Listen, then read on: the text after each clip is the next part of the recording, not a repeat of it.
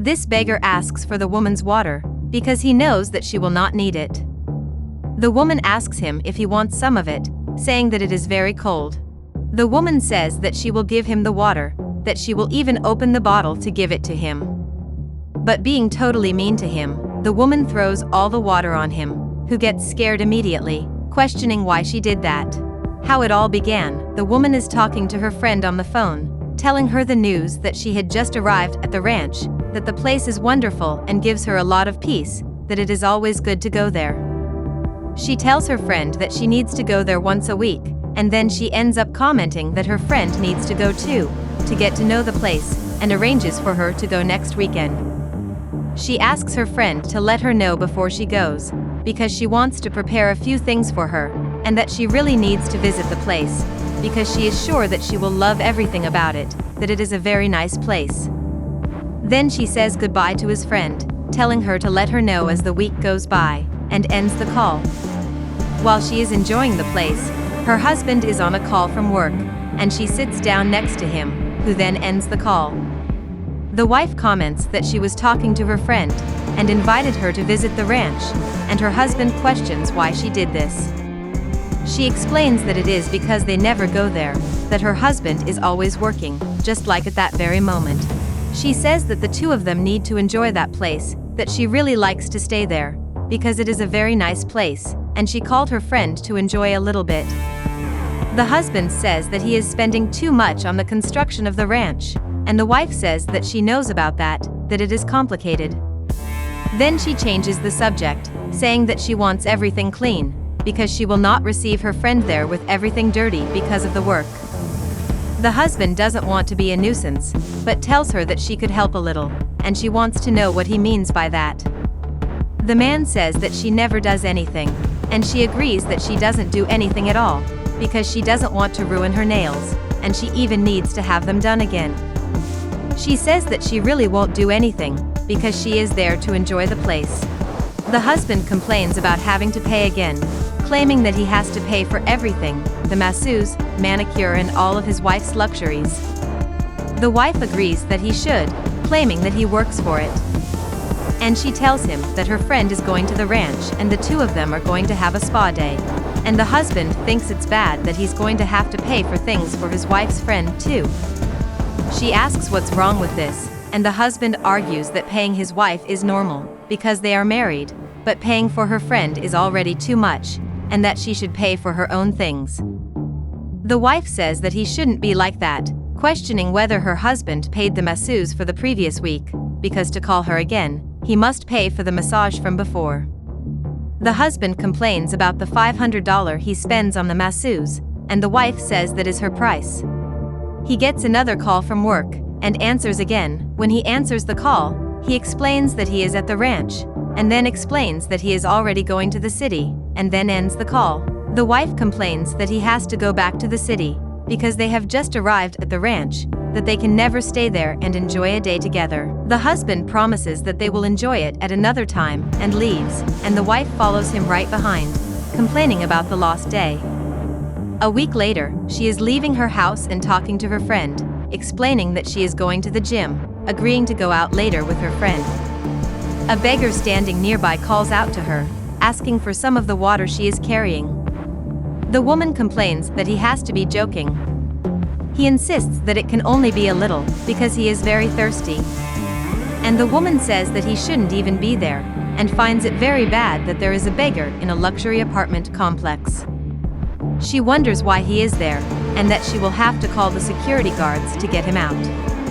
The man explains that he has no other place to go, and even apologizes for it, feeling bad. The woman asks him if he wants some of that water, saying that it is very cold. And the man says it would be great for him to drink. The woman says that she will give him the water, and that she will even open the bottle to give it to him. But being totally mean to him, the woman throws all the water on the beggar, who gets scared immediately, questioning why she did that. The man only wanted some water, but was humiliated by this woman, who had no other intention than to be mean to him, and she left without even looking back. 2 years later, the husband is at home getting ready to go to the mall to buy another expensive dress for his wife. But he gets a call from his lawyer, and answers immediately, wanting to know the reason for the call. The lawyer explains that she wants to meet with him and his wife, and that this meeting needs to be right away. He realizes that it seems important, so he tells her that he is going to meet her, saying goodbye and then ending the call. Back at the office, the lawyer explains that she called them because this is a very delicate matter, and she thought it was better to tell them in person. She asks them to be calm, because there is a solution to the problem. The lawyer says that her client was already aware of this, because he has taken out several loans at the bank, and has not reimbursed any of them. She explains that the bank has already taken their house, but the wife interrupts the conversation, wanting to know what they are talking about, because she didn't know anything about it. She tells him again that the bank has already taken their house, that they will need to sell their property to pay off the entire debt, because it is too high. The wife wants to know how her husband let things get this far. He then tells her that it's the construction work they do on the properties, and all the trips his wife likes to take, that he has an expensive wife. And the wife thought that he knew how to manage all the assets, to be able to afford her whole lifestyle. The lawyer asks her to take it easy, claiming that there is a solution to all of this, and the woman wants to know what it is, and the lawyer explains that the solution is to sell everything, including the ranch, which already has an interested buyer. But the woman interrupts the conversation immediately, claiming that there is no way they are going to sell the place. Her husband asks her to calm down. The man thinks this is wonderful, because this way he can pay off his debt. But the wife doesn't accept it, claiming that this client wants to buy, but she doesn't want to sell. And the husband interrupts his wife, saying that they are going to sell the place, that the lawyer can make an appointment with this buyer. The wife keeps insisting on another solution, because she doesn't want to sell the place under any circumstances. The wife continues saying that she will not sell anything, but the husband just ignores her and calls them to leave, because everything has been settled with the lawyer, so the couple leaves soon after. Days later, the wife is not in a good mood, and the husband asks how long he is going to stay like this. He says that it seems like it's only his fault, that it's only because of him that they are broke. The wife says that he is the one who runs the company, and the husband blames her, claiming that she is the one who spends the money. She argues that she spends it, but that it's not that much, and now her husband wants to blame her. He explains that they need to sell everything, that they are already bankrupt, otherwise the bank will take everything, and they will be left with the debt. But the woman keeps insisting that she doesn't want to sell anything, that she has thought about every detail of the place, that she loves it and doesn't know how she can do without it. The woman complains, claiming that she was not born to be poor. But her husband says that this is a good thing, so that she starts to respect people, because she is rude to everyone. The woman thinks this is absurd, and also hopes that the sale doesn't work out, so that they don't lose the place. The man tells her to stop this, because they need to sell the place, they need to sell everything, without exception. And he also says that they will need to work hard, that they will have to work to support themselves. The husband says that they need to start cleaning the whole house, to welcome the buyer to the farm, saying that his wife can start by cleaning the pool. Minutes later, the buyer is talking to the lawyer on the phone, telling her that he has just arrived at the farm, and that he is already going to talk to the owners of the place. When he enters the place, the owner has already run to greet him, inviting him into the house. He invites the buyer to sit over there, saying that he can make himself comfortable. Had a look around the place, and the buyer answers yes, saying that he really likes the place, that it has a wonderful garden, and that he has seen the pool, and that it even has a barbecue area. He says that he already imagines himself living there, that everything is very beautiful, and that he thought the price was great too. His wife approaches him right away, greets him, and the owner introduces his wife to the buyer. He greets her, but you can see in his look that he has recognized the woman who humiliated him in the past, but she doesn't seem to recognize him either.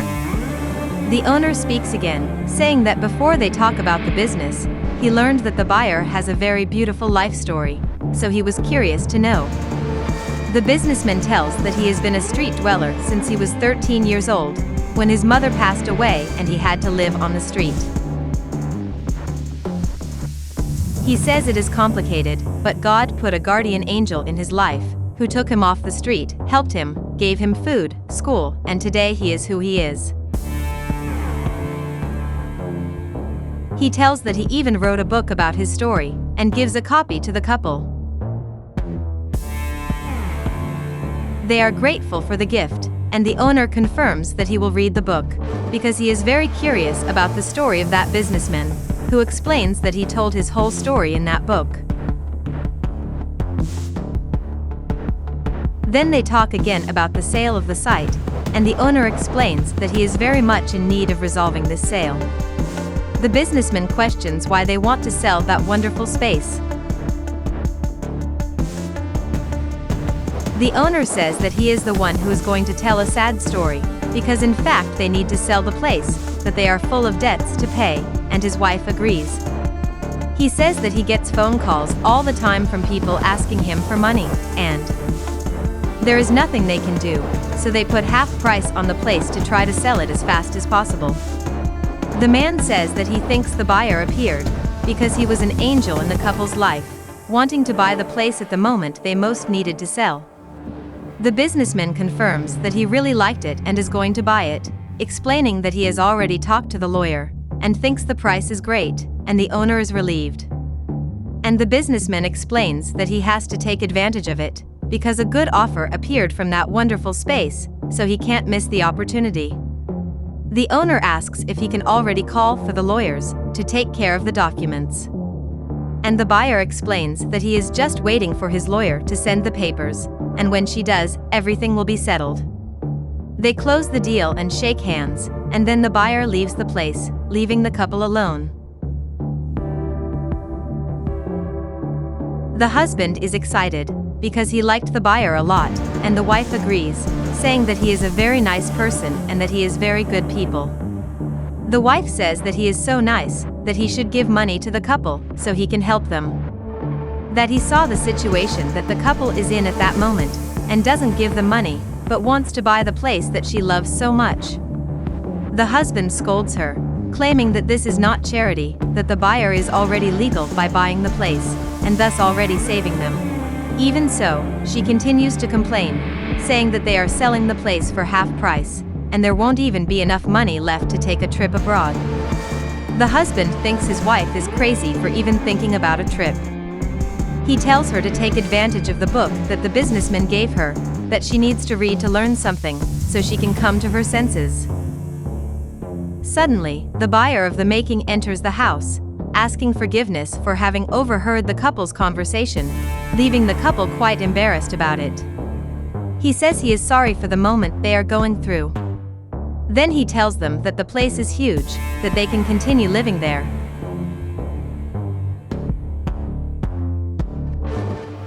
The couple is at a loss, and the buyer explains that he is still going to buy their place, but feels that he needs someone to take care of that big space.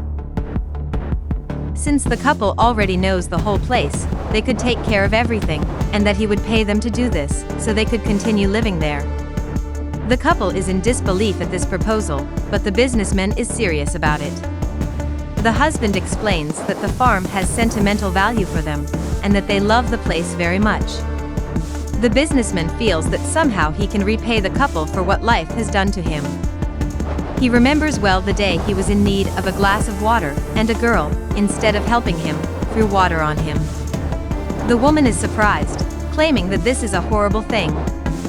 The businessman agrees, saying that from that day on, he doesn't even like to remember that moment, but he feels he can help the couple. The woman questions if he really means it, and he confirms that he does.